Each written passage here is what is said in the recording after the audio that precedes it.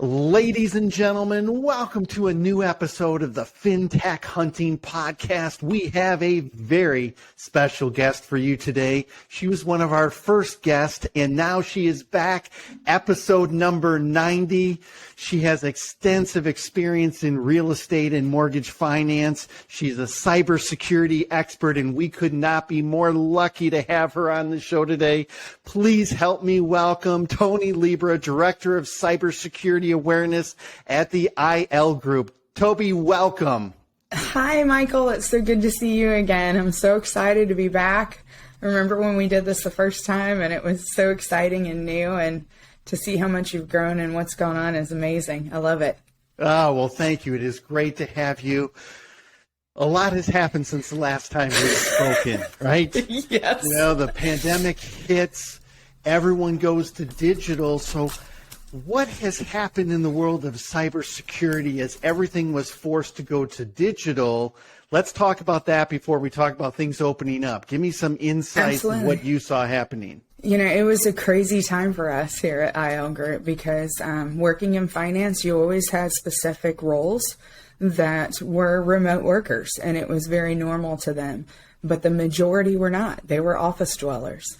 And so it was a big transition, getting those people used to not having such the familiarity that we have at home and that security false sense of security, should I say, that it brought with it.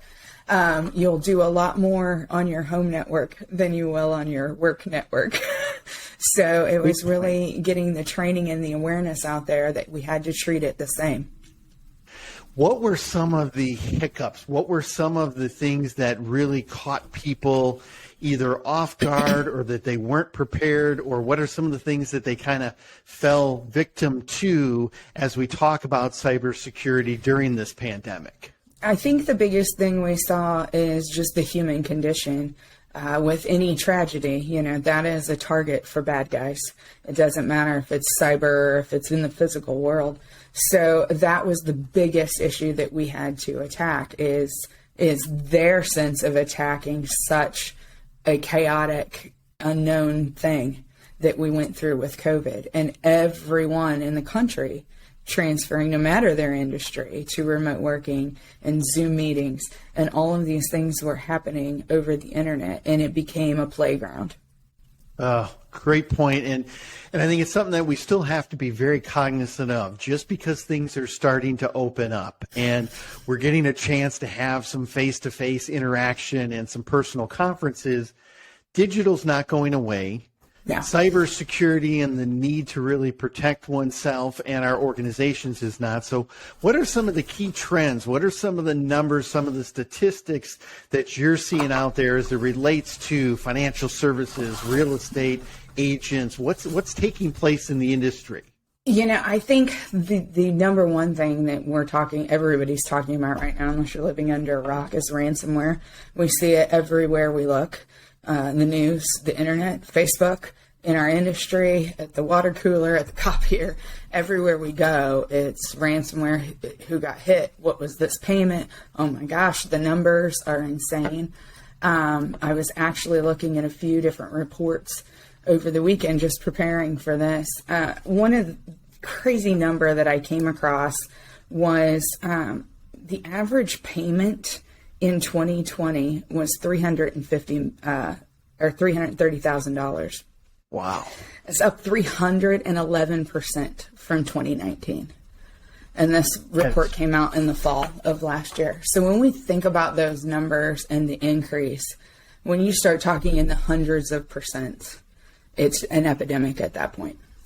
Absolutely. And I mean, and we're talking big dollars, we're talking systems down, we're talking work stoppages.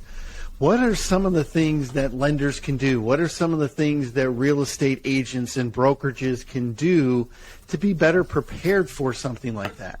You know, we talk at IL Group, we have pretty much 5 core services, but they fall into 3 categories: prevention, planning, and management. So when you start talking about planning first, everybody has to have a plan. It's a game.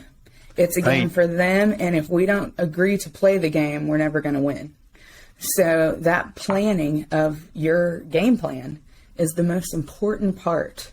Well, I shouldn't say most important part, but it is one of the most important parts of the foundation of your cybersecurity maturity and your level. So in that planning, policy, and procedures, I cannot stress enough boilerplate policy and procedures that we pull off of the internet and fill your name in here. My partner and I review these. He's the master at policy and procedures. I'm too hyper to sit and read all of those. But, you know, we sit and look. They'll present us with 10 to 12 pages. We've literally seen them still with the fill in your name here where they forgot to do it. Our typical policies and procedures are going to be 120 to 150 pages because they're including your escalation list, who your teams are in the case of an attack. The last thing you want to do is have your hair on fire and know where that extinguisher is. So we simplify them. We have the business continuity, instant response plans, disaster recovery. You know, we live here on the Gulf Coast. So it's not just cyber you have to think about in those plans with your systems, physical as well, where, you know, hurricane after hurricane lately. So there's so many layers in those policies and procedures. And unless you truly know what you're looking at and what needs to be done, it's very hard to make those complete and thorough. All right, so step one was planning. Let's go to step two. Planning and awareness training. Train your staff. This falls under planning and prevention. Okay. Probably it's going to border with being number one tie between policy and procedures and awareness training. We have to get in touch with our people. We're throwing so much money at IT infrastructure and not a lot at information security, which is just your people, which is what was how the peoplepatch.com was born. That's our website, because we're patching your people just like your IT is patching your systems. So awareness training, and it can't be once a year at a sales meeting or a big annual corporate meeting. They forget that in about a day. Yep. So short, engaging, entertaining, make them want to learn awareness training. We do it once a month. It's less than 10 minutes each class.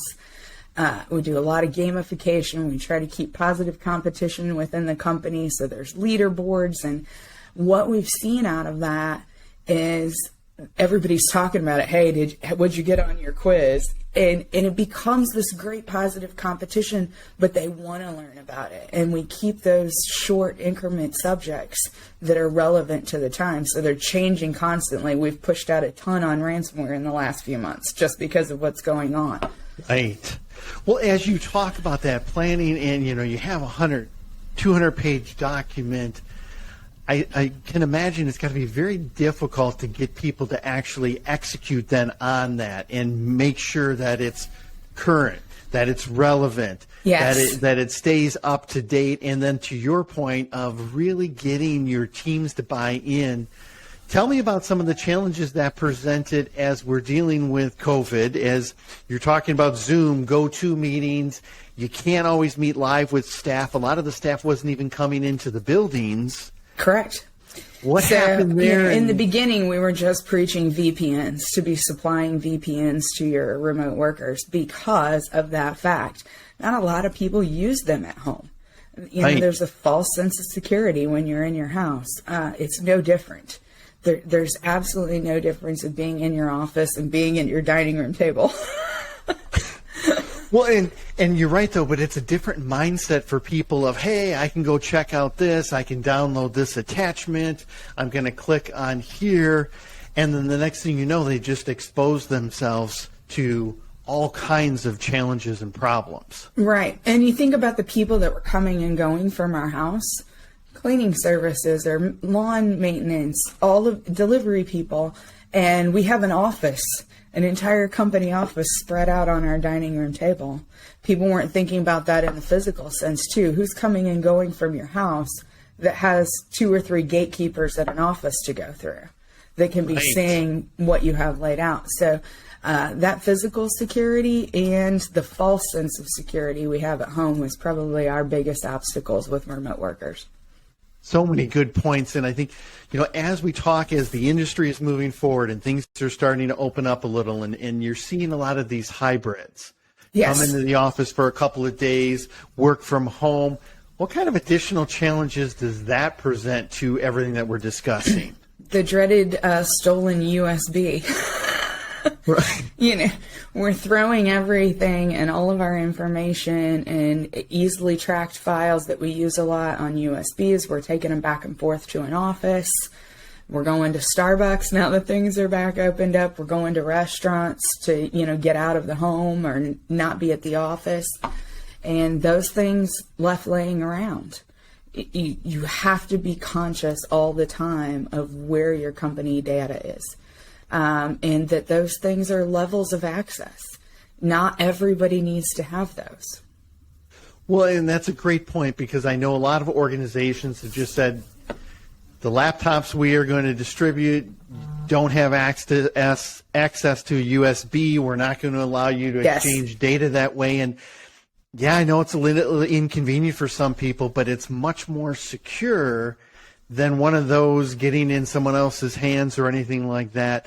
What are some of the things you're seeing as it relates to companies' approach to allowing USB access, not allowing access, allowing them to access networks from public places? What are some of the tips that you can give people to be more secure?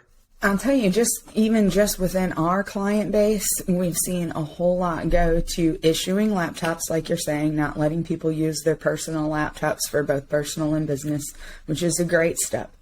Also, the VPN usage and supplying that service for their employees has been another great thing.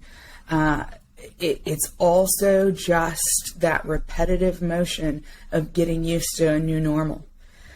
Where we weren't. We would just pop in, hook to a public Wi-Fi, and do our thing. And that cannot happen anymore. It just can't happen. Well, and when you say it can't happen, I think it's so important. We've talked about it a little bit, of the education of our employees. Yes. And it's that ongoing, that constant reminder of, hey, don't fall prey to this. Don't click this attachment.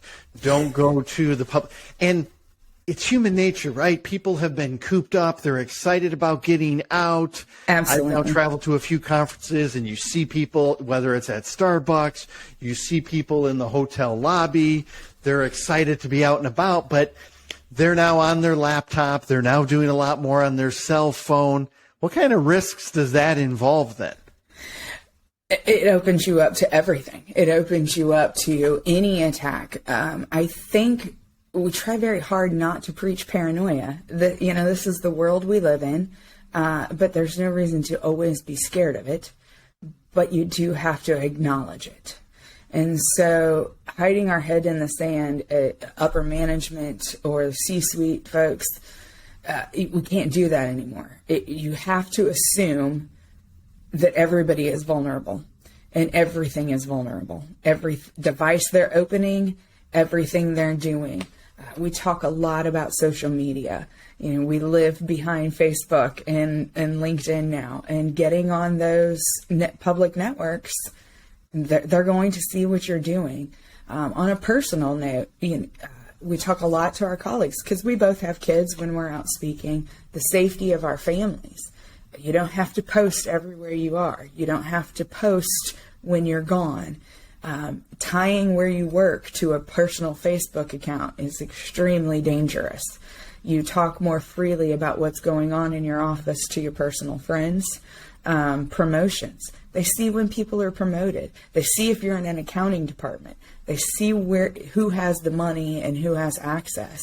And they're watching it constantly. Social engineering is probably one of our hardest things to combat.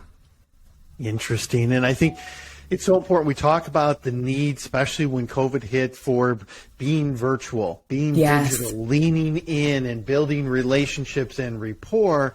And that's the good side of it. But then there's also the other side of, how do you protect yourself and do it right? And the other thing we talk about a lot is knowing your vendors. We do a lot in our virtual CISO program with vendor management for our clients. You have to do business with companies that keep security as important as you do. Sometimes that's hard questions. We have vendor management questionnaires strictly around their security.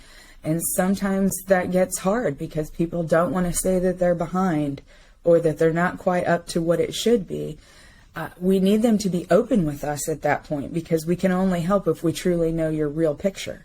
So we do a lot of work, and we try very hard to preach, to do work with vendors that you trust and that you know are keeping security top of mind. You know, we have a lot of partners here at IL Group personally that we work with, and we make sure that those vendors are vetted, and we work with the companies like Lloyd's of London and National General, and work with the Knowledge Coop a lot. All of these companies keep security top of mind, and we know that. You're only as strong as your weakest link. Oh, that is such a good point. And what are some of the suggestions you then have for how do companies go about vetting? What are some of those tough questions they need to ask? How do they really get to, the security that those people are participating in? Or what are some of the loopholes that, you just say, hey, they're really not as prepared as we thought? How do you ask those tough questions, and where do they get? That's where it gets hard. When you formed a relationship with a vendor or a partner, and then you do find out through these security questionnaires that we help you build that they might not be where you need them to be with the amount of data or the type of data that we collect, especially in finance. We are the identity theft capital of the world. We're collecting driver's license, W-2s, tax returns, all of these things in finance that are the golden nugget for a hacker.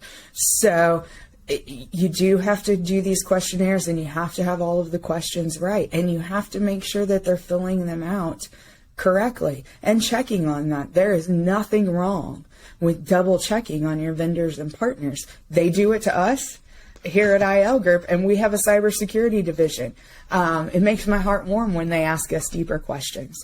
And if you're not that familiar with the information security aspect of vendor management, that's where third parties like us could come in and show you how to build those questionnaires and what to ask.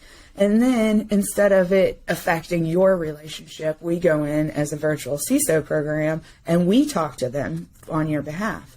So it keeps the relationship strong between you and your partner or vendor, but it also gives you a little bit of backup to say, hey, my cyber people say you have to have this. Right. Well, and that's a very important point, because I think some people are worried about, well, I don't want to ruin this partnership. We've worked with them for a number of years, or Absolutely. They're one of our key suppliers. But to your point, then use a company like the IL Group who can go in and on your behalf ask those tough questions. Absolutely. Because some of it is just not even knowing what questions to ask. Correct. People don't know what they don't know, and Right. they don't know those vulnerabilities. So I think you bring up so many excellent points. Where do you see things going? Where should lenders, where should real estate agents, where should they be focusing their attention, in the second half of 2021? Again, our IT folks do an amazing job at keeping us all running. They're building the highway and they're maintaining it. The information security people, I like to say, are the law enforcement of the highway. We just make sure everybody's doing it correctly. So, it's working hand in hand with the IT departments. That's our biggest goal, is because we have so much overlapping and we have to work together.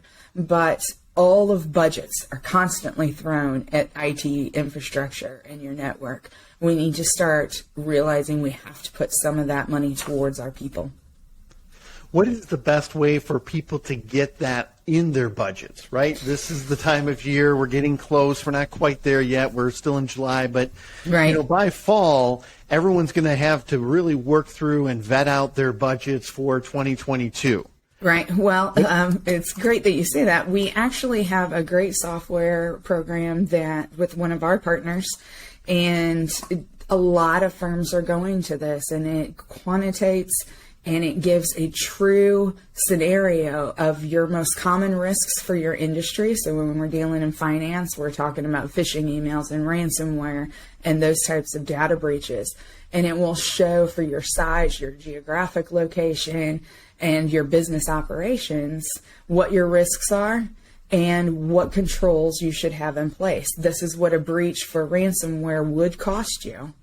And here's the controls that we can raise, excuse me, to make sure that that is not an issue and not going to happen. Nothing is a fail-safe, but it helps. Then our management people can take that scenario to their budget meetings and say, if we take some of this that we're overspending on and put it over here, this is the millions it could drop a ransomware attack. This is the hundreds of thousands it could drop from, damage from phishing emails.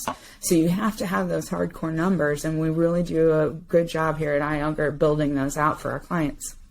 Well, and I think it's so very important to equip the people going into those board meetings, right? Because absolutely. Originally, it's a tough sell. Yeah. Hey, you can get the new shiny new building or the cool new software or this latest gadget, or you can spend money and kind of build up a bigger brick wall for our IT infrastructure. But I think once you can bring that awareness and say, well, this is how much this costs. This is our reputational risks that would be hit here. And when you start getting those numbers, then people can make better and more informed decisions. Tobi, you are a wealth of knowledge and expertise. I'm so glad to have you on the show as we're winding down. What are some of the things you want people to know as it relates to the IL group? And more importantly, what are some of the things that you guys can help them with in financial services? Cyber insurance, and that's not just us, although, we love you to have it through us. It doesn't matter where you get it, but make sure it is a knowledgeable cyber agent, because we have tons of general agents out there that can sell cyber policies. I can sell a homeowner's insurance policy with the license I have. I wouldn't know what to do. I don't know the first thing. So knowing those cyber policies inside and out, the difference between liability and crime, and having your policy reviewed. Right now is the time to have those policies reviewed. Do not put it on the back burner. I dealt for the last 2 weeks with some cases in Texas, and no ransomware coverage and no social engineering coverage. They're all small exclusions at the bottom. And if it's tied back to that, your policy is not going to pay out. So there's so many small details in cyber insurance that a dedicated cyber person has to be able to look at those. So, we do free reviews of your policies. That's one thing we pride ourselves on. I don't care if it's a client or not a client, we'll review your policy. We have to make sure everyone is covered where they need to be covered to stop any of this epidemic. Oh, great information. Tobi, if people want to find out more information and they want to speak to you directly, what's the best way that they can get a hold of you? Our website is newly redesigned and just released last month. It's www.peoplepatch.com.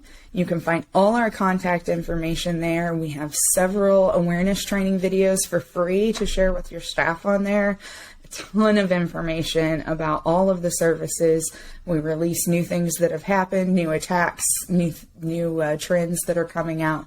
So it's just a great source of information, and you can find my contact information all on there. Fantastic. Tobi, like I said, you are a wealth of knowledge. Thank you so much for joining this episode of the Fintech Hunting Podcast. Thank you, Michael.